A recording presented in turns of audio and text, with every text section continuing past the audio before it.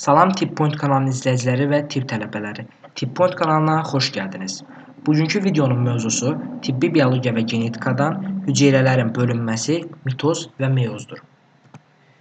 İlk öncə hüceyrənin siklinə nəzər yetirsək, yəni hüceyrənin həyat dövriyyəsinə, hüceyrənin həyat siklinə nəzər yetirsək, nəyə deyilir, nədir, hansı hüceyrələrdə, hansı formada olur hüceyrənin həyat sikli, bunlara fikir verəcəyik.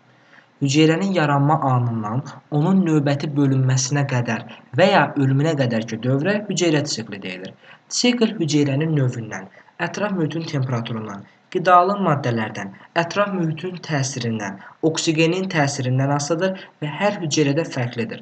Onurğa beyni hüceyrələrində 8-12 saat, dərinin epitel hüceyrəsində 20 sutka və qanın formalı elementlərindən aid olan eritrositdə isə 120 sutkalıq sikl müşahidə olunur. Hüceyrənin həyat sikli 2 dövrə bölünür. 2 bölünmə arasındakı dövr, hansı ki biz buna interfaza dövrü deyirik və xüsusi dövr, yəni bölünmə dövrü. Hüceyrə bölünməsinə sərf olunan ümumi zamanın 90%, yəni təxminən 16-24 saatı interfaza mərhələsində keçir. Yerdə qalan 10% isə M fazasına və ya bölünmə dövrü də deyə bilərik. Bölünmə dövründə keçir. Hansı ki 1-2 saat baş verir bu proses. İnterfaza özü 3 ardıcıl mərhələdən ibarətdir. G1, S və G2. Hansı ki G1 mərhələyə presintetik mərhələdə deyə bilərik, S mərhələsinə sintetik, G2 mərhələsinə isə postsintetik mərhələdə deyirik. Presintetik mərhələ bölünmə ilə DNT sintezi arasındakı dövrə deyilir. Yəni M və S dövrləri arasındakı dövr presintetik mərhələdir. Bu zaman hüceyrənin genetik dəsti 2N2C olur. Yəni N burada xromosomların sayını, C isə DNT sayını bildirir. Bu mərhələdə baş verən proseslər hüceyrənin böyüməsi, DNT və RNT sintezi üçün lazım olan maddələrin sintezi. Baxın, RNT və DNT sintez olunmur. Yalnız onlar üçün lazım olan maddələr sintez olunur. Hansı ki, bura yağlar, karbohidratlar, nukleotidlər və fermentlər aiddir. Sonra çoxlu miqdarda ribosom yaranır. Bundan sonra baş verəcək proseslərdə enerji tələb olunduğuna görə ATF-in sintezi gedəcək. Orqanoidlərin əmələ gəlməsi baş verəcək. Yəni, məsələn, ATF sintezi olunsa, demək bizdə mitoxondriya əmələ gəlməlidir. Bitki hüceyrələrində plastidlər ola bilər. Endoplazmatik şəbəkə, Golgi kompleksi, lizosom və ya vakol kimi orqanoidlər məhz elə presintetik mərhələdə əmələ gələcəklər. Sintetik mərhələdə isə genetik dəst dövrün əvvəlində 2N2C olur, amma sonra isə genetik dəst 2N4C olur. Bu mərhələdə də baş verənlər xromosomların yarım konservativ yolla replikasiyası baş verir. Bu əsasən nüvədə olur və histonların sintezi gedir. Postsintetik mərhələyə gəlsək, postsintetik mərhələ ən sonuncu mərhələdir, belə deyək. Yəni interfazanın sonuncu mərhələsi postsintetik mərhələdir. Bu zaman DNT-nin sintezi sona çatmasından sonra bölünməyə qədərki dövrə deyilir. Yəni DNT sintezinin sona çatması ilə bölünməyə qədərki dövr arası postsintetik dövrdür. Və bu zaman hüceyrənin genetik dəsti 2N4C olur. Bu mərhələdə baş verən proseslər hüceyrənin bölünməyə hazırlığı gedir. Tubulin zulalı sintezi olunur. ATF sintezi hələ də davam edir. Sentriolların ikiləşməsi baş verir. Xromosomlar formalaşır, yəni 2 xromatidli xromosomlar formalaşır. Nüvənin həcminin kəskin böyüməsi görünür və RNT-nin sintezi gedir. Baxın, burada çox çaşdırıcı odur ki, hüceyrənin böyüməsi presintetik mərhələdə gedir. Amma nüvənin həcminin kəskin böyüməsi postsintetikdə gedir. RNT və DNT üçün lazım olan maddələrin sintezi presintetikdə gedir, amma RNT-nin sintezi isə postsintetikdə gedir. Bölünmədən sonra bir qrup hüceyrələr öz diferensiyasiya edir və ixtisaslaşaraq yenidən G1 fazasına keçmirlər. Onlar proliferasiya qabiliyyətini itirir və bölünməsi sakitlik halında qalır. Yəni G0 mərhələsinə keçirlər. Yəni bir sözlə desək, onlar tormuzlanırlar. Belə hüceyrələrə neyronlar, kardiomiositlər, gözün torluq qişasının çöpçük və kolbacıq hüceyrələrini aid edə bilərik. Amma bir qrup hüceyrələrdə bir müddət sakitlik halında qaldıqdan sonra yenidən bölünməyə davam edirlər. Belə hüceyrələrə biz qaraciyərin hüceyrələrini misal göstərə bilərik. Bir qrup hüceyrələr isə onlar çox sürətli bölünmə qabiliyyətinə maliklər. Yəni onlar dayanmadan G1 mərhələsinə keçirlər. Yenə bu dediyim bu proseslər hamısı onlarda gedir və onlar tez-tez bölünürlər. Belə hüceyrələrə məsəl üçün epidermisi və nazik bağırsağın hüceyrələri, bazal hüceyrələrini biz misal göstərə bilərik. Qan yaradıcı hüceyrələri məsəl üçün misal göstərə bilərik ki, bunlar hər 12-36 saatdan bir bölünmədə iştirak edirlər. Və amma elə hüceyrələr də var ki, onlar çox qısa həyat sikli, həyat dövriyyəsi var. Təxminən 30 dəqiqəlik həyat sikli var. Belə hüceyrələrə ibtidai orqanizmlərdə rast gəlinir. Məsəl üçün, dərsi tikanlılarda və suda qurda yaşayanlarda, yəni amfibiyalarda rast gəlinir.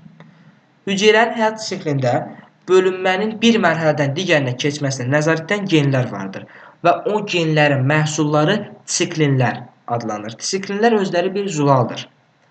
Siklinlər xüsusi fermentlərlə SDK, yəni siklindən asılı kinazalarla birləşib, şəkildə də gördüyünüz kimi siklin kinaza və ya SDK siklin kompleksini yaradırlar. Əgər həyat sikli pozularsa, hüceyrənin anormal böyüməsinə gətirib çıxar ki, bu da müxtəlif mənşəli şişlər üçün xarakterikdir. Burada da siz hüceyrənin həyat siklinin sxematik şəklini görürsünüz. Hansı ki, yenə dediyimiz kimi interfaza mərhələsi G1, S və G2 mərhələdən, M, yəni bölünmə mərhələsi mitoz və sitokinezdən aiddir. Sitokiniz hüceyrənin sitoplazmasının bölünməsinə deyilir. Siz orada şəkildə G0-ı görürsünüz. Hansı G0 nə dedik? Sakitlik mərhələsidir. Ora əsasən öz proliferasiya qabiliyyətini, yəni tez bölünmə, sürətli və çox bölünmə qabiliyyətini itirmiş hüceyrələr aiddir. Neyronlar, yəni sinir hüceyrələri deyə bilərik. Sonra məsəl üçün kardiomiositlər, kolbacıq və çöpçük hüceyrələrini də aid edə bilərik. Burada isə məsəl üçün videoda görəcəyik indi.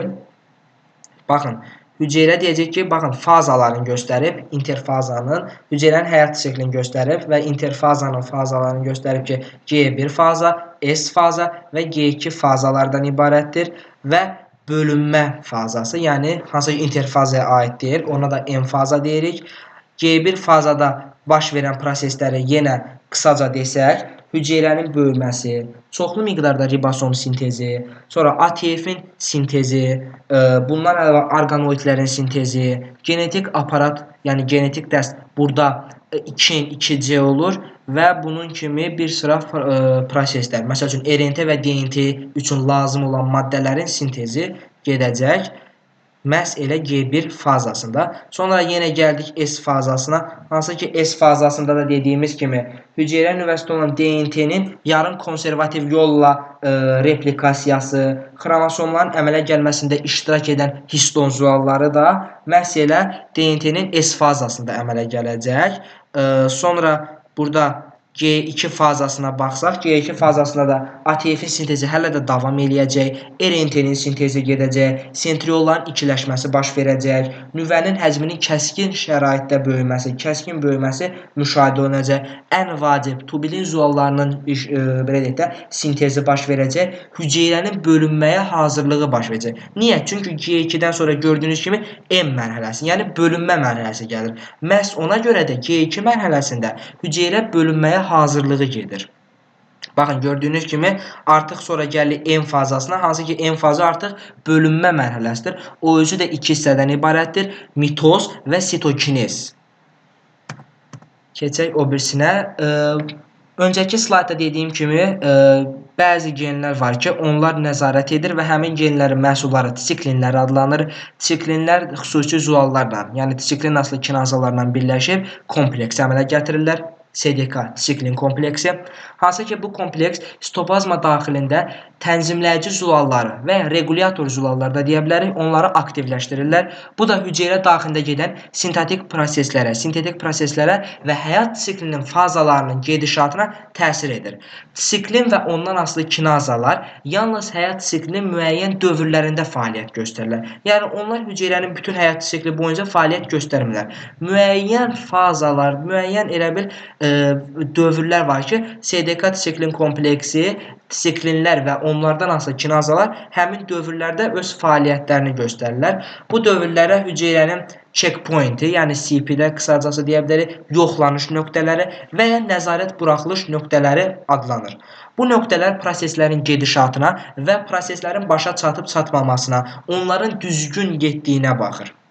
Hüceyrənin siklində 5 dənə nəzarət buraxılış nöqtəsi var. Hansı ki, bunun G1 və ya G2 hərəsində 2 ədəd olmaqla metafazada isə 1 ədəd nəzarət buraxılış nöqtələri var.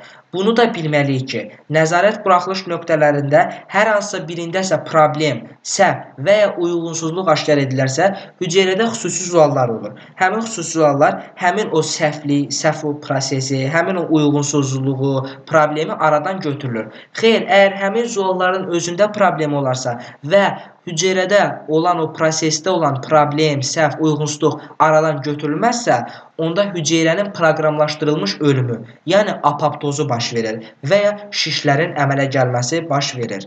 İndi isə gələk nəzarət buraxılış nöqtələri və onların funksiyalarına. Birinci nəzarət buraxılış nöqtəsi məhdudiyyət nöqtəsi adlanacaq və o G1 fazasının sonuna yaxın yerləşəcək. Burada hüceyrənin həcmi və kütləsi, DNT-nin və vacib zualların sintezi üçün lazım olan amin turşularının, fosfat qruplarının və s. bunun kimi maddələrin miqdarı. Burada yoxlanılır, görək ki, hüceyrənin kütləsi və həcmi yerindədirmi? DNT və vacib zualların sintezi üçün lazım olan maddələr miqdarı doğrudurmu? Proliferasiyanın baş verməsi üçün hüceyrə xüsusi siqnalı qəbul edibmi? Əgər bu proseslərin hər hansısa birində uyğunsuzluq aşkar edilərsə, onda hüceyrə G0 mərhələsinə, yəni sakitlik mərhələsinə ötürülür və orada o proqramlaşdırılmış ölüm, yəni apoptoza məruz qalır. Sonra ikinci nəzarət buraxılış nöqtəsi G2 fazasında birinci nəzarət buraxılış nöqtəsindən sonra yerləşir. Burada DNT-nin zədəli olub olmaması yoxlanılır. Əgər DNT-də zədə olarsa, onda susturan genlər, yəni onkosupressorlar, P53, PRB, P27 genlərinin fəaliyyəti nəticəsində hüceyrə sikli G1 fazasında qalır.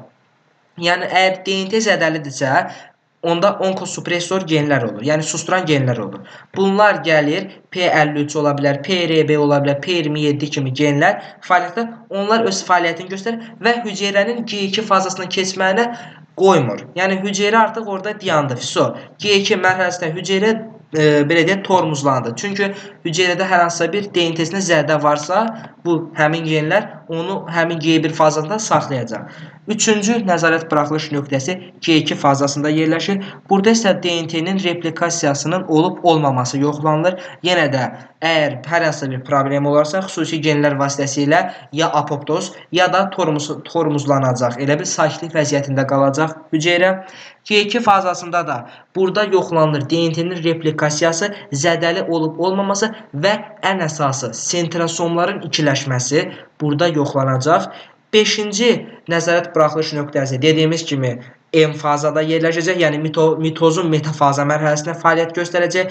Burada xromosomların vətərlərlə düzgün birləşməməsi yoxlanılır. Əgər birləşibsə, onda hüceyrə bölünməyə hazırdır. Xeyr, birləşməyibsə, artıq hüceyrə digər mərhələlər buraxılmır. Baxın, burada da göstərilib sxematik olaraq. Qırmızı ilə göstərilənlər həmin o nəzarət buraxılış nöqtələridir. Fikir verirsinizsə, G1 fazasında 2 ədəd, G2 fazasında da 2 ədəd, amma M fazasında 1 ədəd nəzarət buraxılış nöqtəsi olur.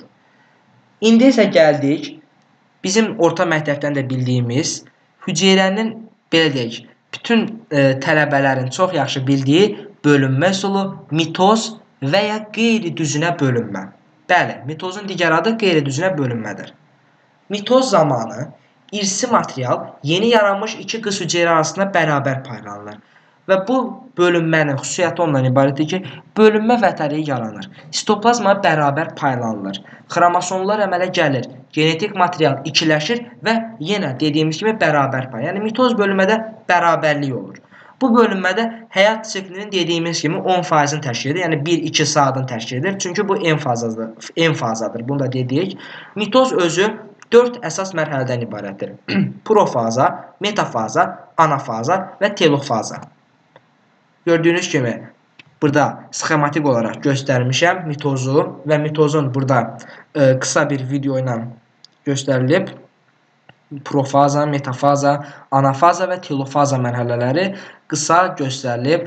Xromosomların dekondensləşməsi, mitotik sapların yox olması, bölünməsi və s. bunlar hamısı bu qısa videoda göstərilib. İlk gəldik profaza. Profazada genetik dəst 2N4C olacaq. Bu fazanın xüsusiyyətləri mitozun ən uzun mərhələsidir. Baxın, profaza həm mitozda, həm də meyoz 1-də ən uzun mərhələdir. Xromosomların kondensasiyası baş verir Karyolenma və nüvəcik fraqmentlərə bölünür. Mitodik aparat yaranır. Sentrosomlar hüceyrələrin əks qütblərinə çəkilir. Qütblər arasında bölünmə vətərləri, bölünmə iyləri yaranır. Bölünmə vətəri deyiriksə, onda bölünmə vətərlərində 3 cür mikroborcuq var. Astral mikroborcuq, qütblərarası mikroborcuq və kinetoxor mikroborcuq. Bu mikroborcuqların da arasında ən çox kinetoxor mikroborcuq yer tutacaq. Şəkildə də gördüyünüz kimi astral mikroborcuqlar da görsənib. Burada kinetoxoru da göstərmişik. Sonra kinetoxor mikroborcuqların və polyar mikroborcuqlar elə qütblərarası mikroborcuq deməkdir. Kinetoxor nədir? Bunu siz əvvəlki dərslərdə, yəni xromosomların morfologiyası və xromatin haqqında anlayış dərsindən bilirsiniz kinetoxor nədir? Bölünmə zamanı nüvəyə daxil olan kinetoxor zülallar hesabına qız xromatidlərin hər biri üçün ayrıcı olaraq sentromer sahədə formalaşırlar. Kinetoxorlar elektron mikroskopla baxdıqda onun 3 hissəsi olduğunu görürük. Daxili qat, xarici qat və lifli tac aiddir. Daxili qat təşkilində kinetoxor zülalları var və kinetoxor zülalları ilə yanaşı DNT molekulları da iştirak edir. Hansı ki, bu da sentromerlərin heteroxromatin sahəsində demək olar bura. Lifli tac və ya xarici qat əlaqəlidir. Bunlar elə belə deyək ki, lifli qatla xarici qat bir-birlərlə sıx əlaqəlidirlər və xromosomların qütblərə çəkilməsinə kömək edən zülallar məhz elə burada yerləşir.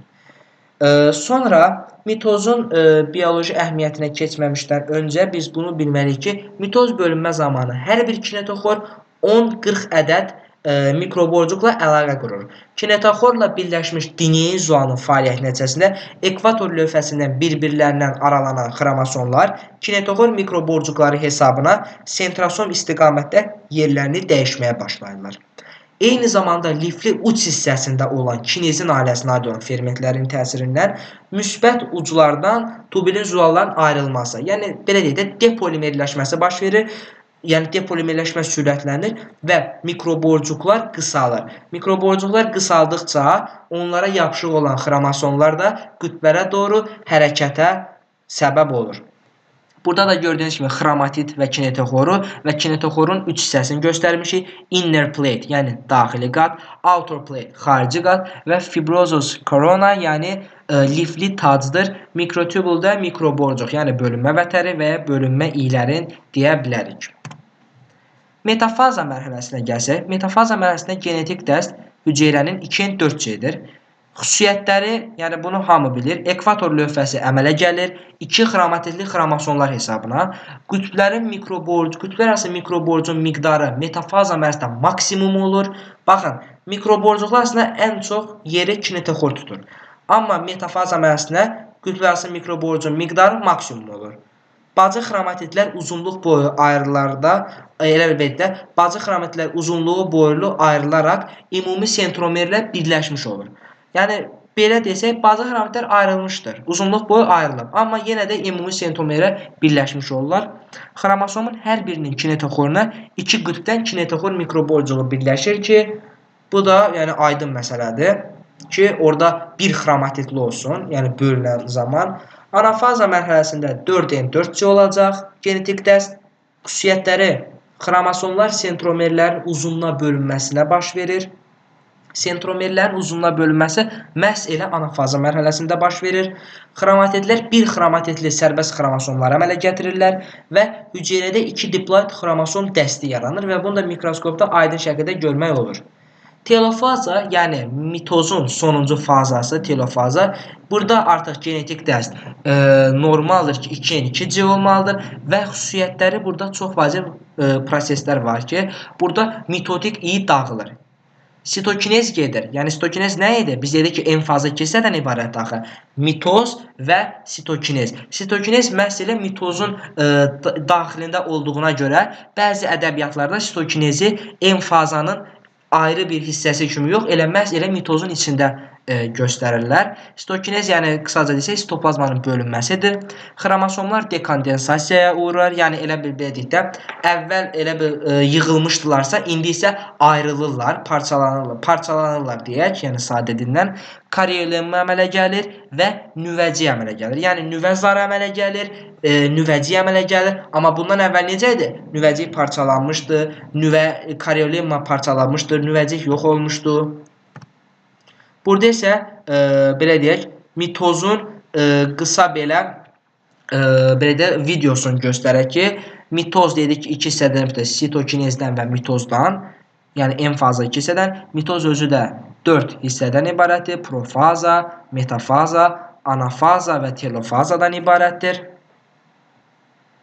İndi burada da profazada vacib olan hissələri yazıb ki, məsələn, mitozun ən uzun fazasıdır. Xromosomların kondensasiyası baş verir, baxın gördüyünüz kimi. Sonra karyolemma və nüvəci fraqmentlərə ayrıldı. Mitodik aparat yarandı. Sentrosomlar hüceyrənin əks qütblərinə çevriləcəklər. Hələ ki profaza mərhələsidir. Baxın, burada xromosomun ümumi quruluşunu göstərib ki, 2 xromatidli xromosomdur hələ ki və sentromer hissəsini göstərib. Burada və bacı xromatidləri göstərib videoda. İndi isə profazadan sonra isə gələcək anafaza. Baxın, burada mitotik iyin yaranması, yəni spindle fibers, yəni vətərlərin yaranması başlayır və sentriolların, yəni hüceyrə mərkəzinin qütblərə çəkilməsi gördüyünüz kimi baş verir.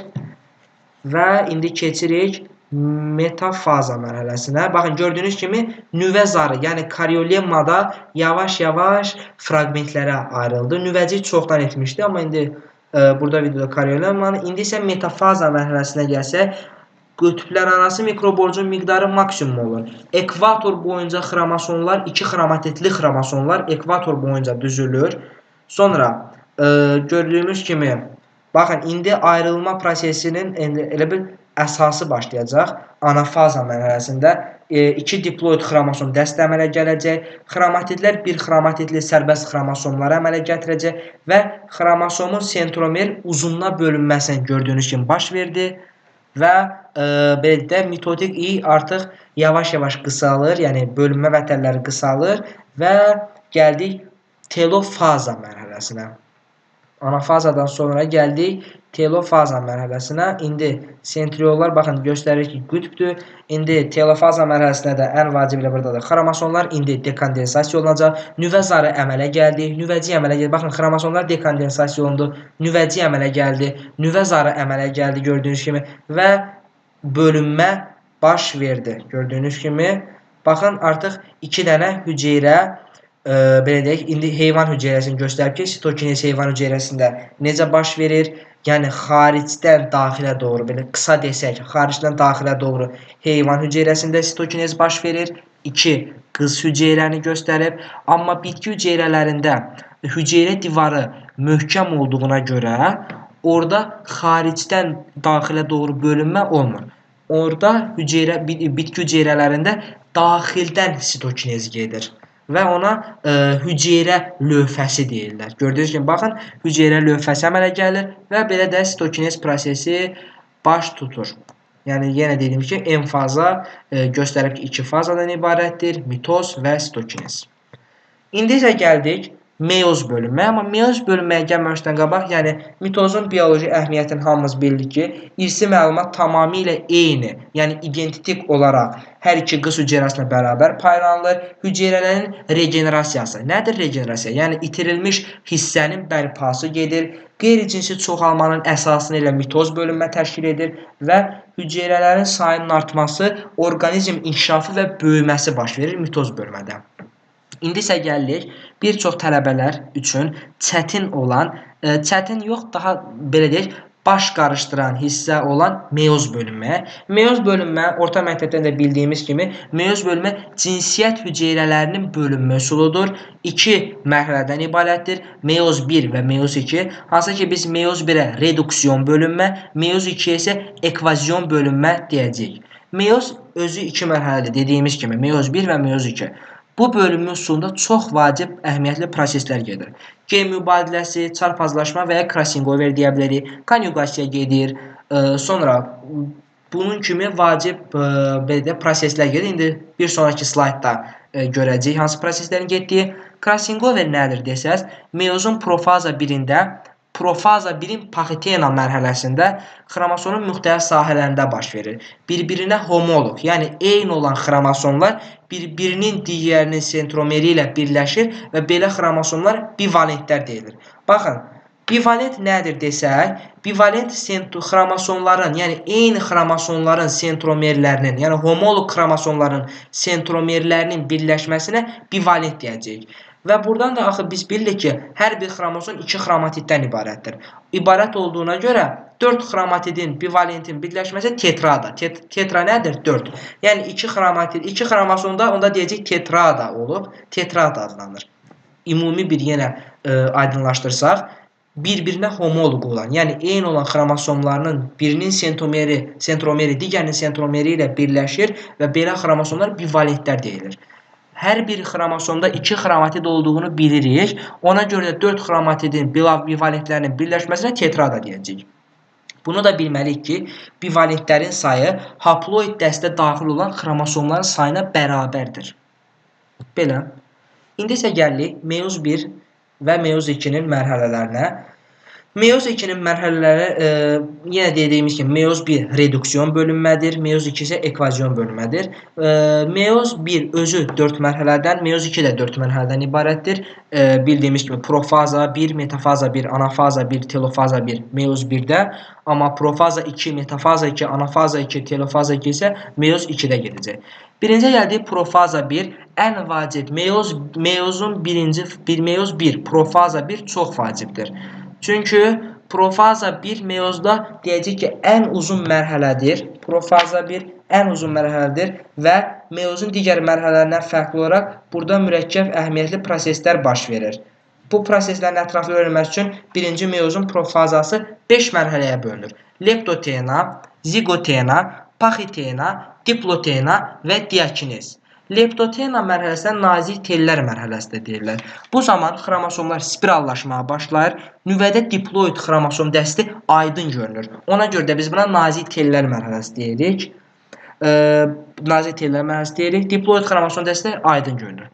Sonra isə gəldik zigotena mərhələsi. Hansı ki, zigotena mərhələsində homoloji xromosomlar sinaptomenal kompleks hesabına yaxınlaşır. Bivalentlər yaranır. Biz dedik axı bivalent nədir? Sentromerlərin birləşməsi bivalentdir və konjugasiya baş verir. Spirallaşma hələ də davam edir. Baxın, spirallaşma çox vacibdir. Çünki spirallaşma həm leptotena, həm zigotena, həm paxitena, həm də diakinezdə spirallaşma baş verir. Xromosom spirallaşması yəni demək olar ki, elə baş verir. Sonra gəldik paxitena mərhələsinə. Paxitena mərhələsində sinaptomenal kompleksin toplanma prosesi dayanır. Krasingover baş verir. Baxın, paxitena mərhələsinin ən vacib hissəsi bunlardır ki, paxitenada biz nə demişdik? Krasingover baş verir və spirallaşma hələ də davam edir və desinaps başlayana qədər də davam edə bilər paxitena. Sonra gəldik diplotena mərhələsinə. Diplotena mərhələsi hələ də 2 homoloji xromosomun bivalent formadadır. Sinaptonemal kompleksin sökülməsi nəticəsində desinaps baş verir. Baxın, yəni paxitena mərhələsində dedik axı, desinaps başlayana qədər davam edir. Desinaps kompleksin sökülməsi ilə desinaps deyilir və homoloji xromosomlar arasında itələmə qüvvəsi yaranır. Diplotena mərhələsində bivalent əmələ gətirən xromosomlar sentromer sahədən aralanmağa başlayır və burada çox vacib bir hissə var, xiazma. Nədir xiazma? Xromosomların çiyinləri aralanan zaman, belə deyək də, aralanan zaman müəyyən sahələrlə çarpaz, ilişik sahələr olur. Həmin o çarpaz, ilişik sahələrə xiazmalar deyirik. Homoloqlar arası əlaqə homoloqların bir yerdə kompakt saxlamasında mühüm rol oynayır. Bunu da yəni bilirik. Sonra isə gəldik diakinez, yəni profaza 1-in sonuncu mərhələsi diakinez. Diakinezdə maksimum qısalma və spirallaşma. Baxın, spirallaşma hələ də davam edir. Fikir verdiyiniz kimi itələmə qüvvəsi davam edir. İtələmə qüvvəsi davam edir və nüvə zarı və nüvəcik fraqmentlərə bölünür. Bölünmə iyi yaranır. Sentrosomlar qütblərə çəkilir və belə deyək də, bivalentlərin yalnız uç hissələri bitişmiş olur. Sonra gəldik metafaza 2 mərhələsinə. Burada yəni profaza 1-də bir də üstündən getmək istəyirəm ki, yəni spirallaşma həm leptotena, həm zigotena, həm paxitena, yəni diakinezə qədər spirallaşma davam eləyir. Baxın, itələmə qüvvəsi diplotena demək. Ən vacib, yəni hər mərhələdə ən vacib hissə odur ki, leptotenada nazik tellər aydın görünməyə başlayır. Xromosomlar elə bil aydın görünməyə başlayır. Zigotenada kompleks yaranır. Sonra bivalentlər yaranır. Konjugasiya gedir. Ən vacib odur zigotena mərhələsində. Paxitenada crossingover. Ən vacib hissə odur paxitenada. Diplotenada kompleks sökülməsi nəticəsində desinaps yaranır. Sonra çox vacibdir itələmə qüvvəsi yaranır. Xiazma adlanan, yəni ilişikli sahələr, çarpaz ilişikli sahələr var. Hansı ki biz ona xiazmalar deyirik. Xiazmalar nə hesabına yarandı? Dedik axı, xiazmalar çiyinlər aralanan zaman müəyyən sahələr yaranır. Həmin bu sahələrdə xiazmalar deyirik. Diakinezdə də dedik ki, baxın, itələmə qüvvəsi hələ də diakinezdə davam edəcək. Nüvə zarı və nüvəcik fraqmentlərə bölünəcək. Bölünmə iyi yaranacaq diakinezdə. Yəni bunlar ən vacib hissələrdir. Sonra gəlir anafaza, metafaza və telofaza 1-ə. Yəni bildiyimiz kimi bivalentlər ekvator boyunca düzülür. Bivalentləri əmələ gətirən homoloji xromosomların hər birinin kinetoxoruna ayrı-ayrı qütblərdən bölünmə vətənləri birləşir. Bu metafaza 1-dir. Anafaza 1-də isə bölünmə iyləri qısalır, xromosomlar qütblərə çəkilir. Telofaza 1-i də bilirik ki, hər hüceyrədə xromosomlar fərqli olaraq 2 xromatidli olur. Xromosomlar despirallaşır, yəni spirallar elə bir spirallaşmışsa bu səfər spirallaşma açılır, müvəqqəti nüvəzar əmələ gəlir və nüvə interfaza nüvəsinə çevrilir. Bir də meyoz 1 və meyoz artıq burada telofaza 1-də meyoz 1 bitdi. İndi keçməliyik meyoz 2-yə. Amma meyoz 2-yə keçməmişdən öncə meyoz 1 və meyoz 2 arasında xüsusi bir faza var. İnterfazaya bənzəyən bir faza var. Həmin bu faza interkinezdir. Interkinez burada elə bir interfazdan fərqli olaraq DNT ikiləşmir.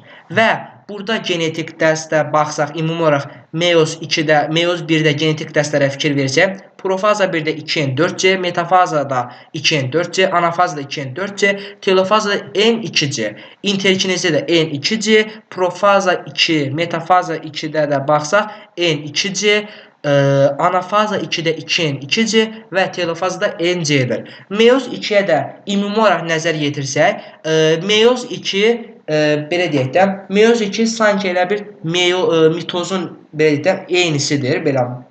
Əgər mitozu yaxşı bilirsə, meyoz 2-ni də yaxşı biləcəyik. Məsəl üçün, fikir versək, meyoz 2 bir dənə bunu bilək ki, meyoz 2-yə ekvazion bölünmə deyirlər. Meyoz 1-də olduğu kimi o da 4 əsas mərhələdən ibarətdir.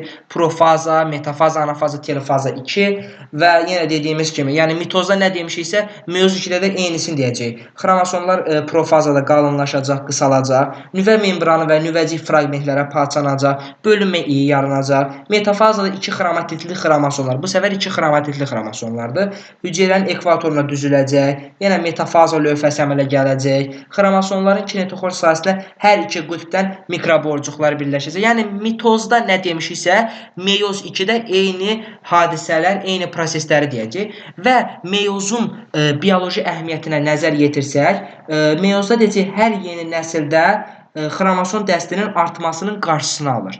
Bəli, meyoz xromosom dəstinin nəsildən nəslə xromosom dəsti arta bilər. Meyoz isə bunun qarşısını alır və qametlərin müxtəlifliyini təmin edir. Yəni konjugasiya və crossingover sayəsində meyoz qametlərin müxtəlifliyini təmin edir. Amma mitozda necə idi? 2 eyni valideyninə bənzəyən, valideyn kimi, yəni 2 qız hüceyrə əmələ gəlirdi. Ana hüceyrəyə bənzəyən 2 eyni identitik, yəni eyni hüceyrələr əmələ. Amma meyozda fərqlidir. Meyoz çünki burada cinsiyyət hüceyrəsi yaranmalıdır. Burada fərqlilik olmalıdır, müxtəliflik olmalıdır deyə burada crossingover və konjugasiya prosesləri gedəcək.